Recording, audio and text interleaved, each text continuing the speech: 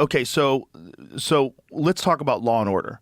Okay. That's a giant issue in Los Angeles. Yes, it People is. do not feel as safe as they used to feel. They feel like there's more violent crime, there's more unreported crime, and maybe more concerning is that people get arrested and then immediately get released. Right.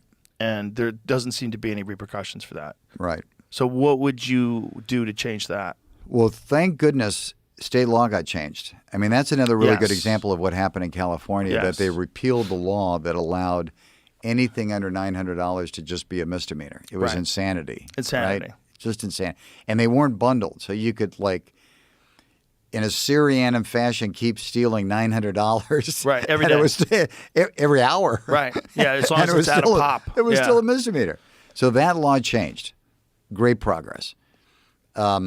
Holding bad people accountable is really important. I'm also a big believer to give people a chance to rebuild their lives. No doubt. Goes hand in hand. But we made a big change by getting rid of George Gascón as our district attorney, who was not prosecuting and allowing people. It was just a turnstile. You got arrested, you were let out. Can we get to the heart of that? Sure. What's the motivation for that? Motivation for doing that? Yes. That, well, I probably won't explain it right because I don't agree with it, is that from a social justice standpoint, quote unquote, you don't want to overpopulate the prisons. You don't want to hold people and take away their life for a minor crime. But a lot of it wasn't minor crimes. A lot of it was a minor crime. There was one of them that was a guy who was this crazy homeless guy who pulled a knife on a sheriff, and then 2 weeks later, there at least somewhere a short time after that, I don't know if it's 2 weeks, attacked a man with his family with a machete on the beach. Yeah. No, I know. You're right.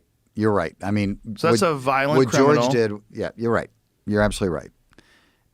And I can't explain it because it's so messed up. I don't even know how you justify letting somebody out of jail or not holding them with bail, any of that. I don't understand it. I think most people got to the point they were so worried about where crime was going, they did finally get rid of George. And we brought in Nathan Hochman, and I think Nathan's doing a great job. So I can't explain it. But the fear is that it's done on purpose. This is the fear. Of course it is. That's the fear. The great fear is that there are people in this world that want LA and major cities in this country to be in complete disarray, to have constant chaos, and to be able to push liberal prosecutors and then push even more liberal prosecutors to go against them and continue this cycle and make it so that people live in a constant state of fear. And what's the end goal of that? It has to be profit. I mean, someone has to be profiting off of it. Who profits off of that? I don't know. Ask George Soros. Yeah, right. Ask the people that fund these like extremely liberal district attorneys that all seem to have the same idea. But don't you think that no tide cash is turning? bail?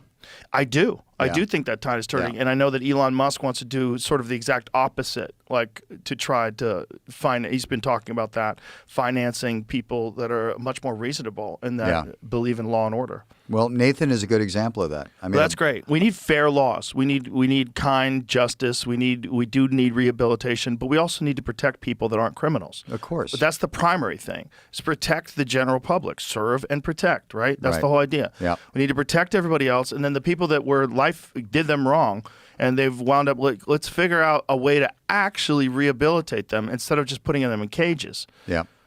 And people are doing that. I mean, there's some very successful programs that are doing that. But I agree with you. I mean, we got to get back to the point where government's primary function is to protect the public and give them the ability to prosper. Give them the ability to build a business, raise your family, keep your community safe. It's just so basic. It's so basic. It's gone upside down. Yeah, that's what's crazy is that So when law you're and order thrown out the window. Without law and order, no one is safe. That's you right. You need to understand that if you just don't go after bad people, then they have no fear of doing whatever they want, and Right. then you're letting them out of jail. Yeah. So then you've got more of them out than ever before. Self-perpetuating. There was a podcast that I listened to where there was a former gang member who was talking about how they're going to let 70,000 hard criminals out of the LA jails, and he's like, "I'm getting out of town." This guy was a hardcore gang member. He's like, LA is going to That's get very too scary crazy when you think in the about next that. year.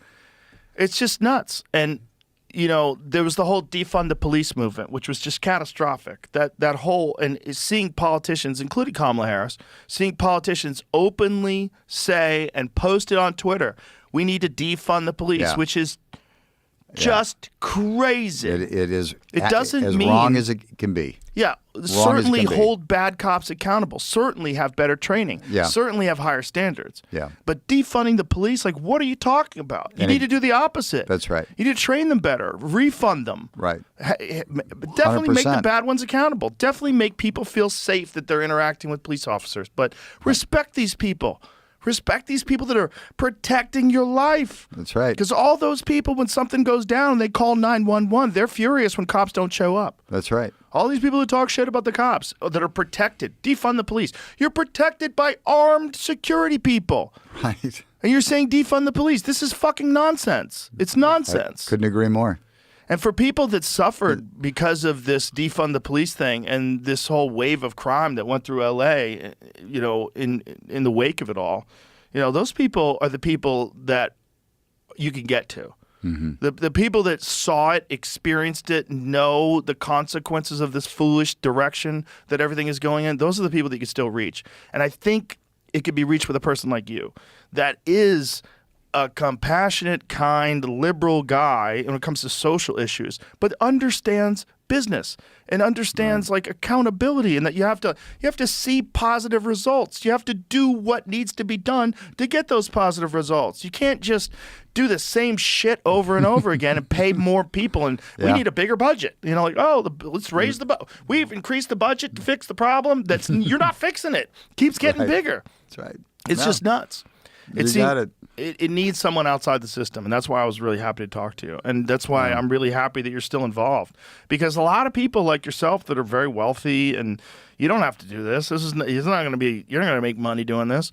Like, this is probably going to be a huge strain, a tremendous amount of pressure.